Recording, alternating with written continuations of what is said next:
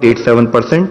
हम इसको अगर दूसरे देशों से कंपैरिजन में देखें तो पाते हैं कि जैसे कुछ देशों में 19.9%, 16.3% या 14.3% इस हाई रेट पर अगर केस फैटेलिटी ऑब्जर्व की गई है, तो उसके मुकाबले इंडिया में एज लो एज 2.87% फैटेलिटी हमने नोट की है।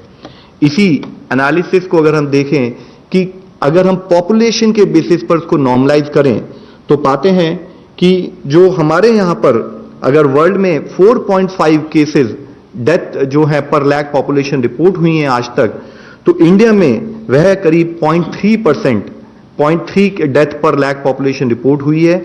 जबकि उसके कंपैरिजन में और देशों से अगर हम कंपेयर करें तो पाते हैं कि एज हाई एज 81 डेथ्स पर लाख पॉपुलेशन भी कुछ देशों में रिपोर्ट हुई हैं।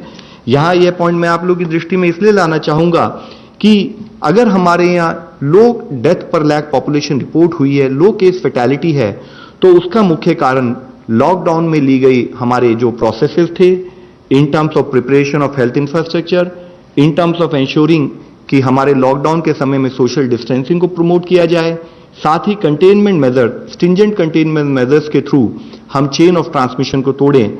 और इन कारणों से ही हम अपने देश में यह फैटेलिटी रेट या डेथ पर लाख पॉपुलेशन को रिलेटिवली दुनिया के मुकाबले काफी कम पाते हैं।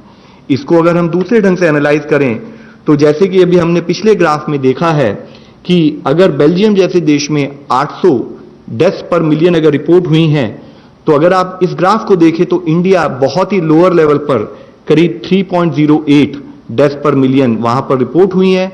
और उसके साथ भी अगर हम इसको टाइमलाइन के बेसिस पर एनालिसिस करें तो देखते हैं कि हमारे यहाँ का रिलेटिवली फ्लैट और उसकी ट्रेजेक्टरी में एक शार्प जंप, एक शार्प स्पाइक नहीं नोट किया गया है।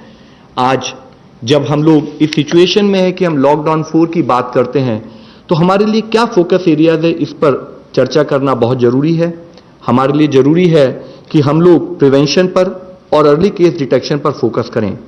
और उसके लिए सबसे ज्यादा जरूरी है, जैसे कि माननीय प्रधानमंत्री जी ने इससे पहले भी कहा है कि इंडिया की सक्सेस, भारत में जो भी हमें आज तक सक्सेस मिली है वह लोगों के द्वारा, लोगों के सपोर्ट से की गई लड़ाई के कारण मिली है।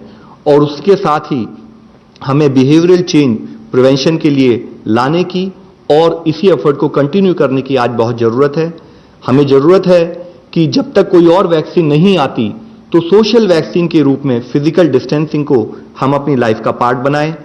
साथ ही जब भी हम कभी पब्लिक प्लेसेस में जाएं तो मास्क या फेस कवर का इस्तेमाल करें। इसके साथ ही प्रिवेंटिव एस्पेक्ट्स के रूप में हैंड हाइजीन, रेस्पिरेटरी हाइजीन और एनवायरमेंट एंड सैनिटेशन, यानी कि जो कि फ्रीक्वेंटली टच सर्फेसेज हैं उनको हम क्लीन रखें।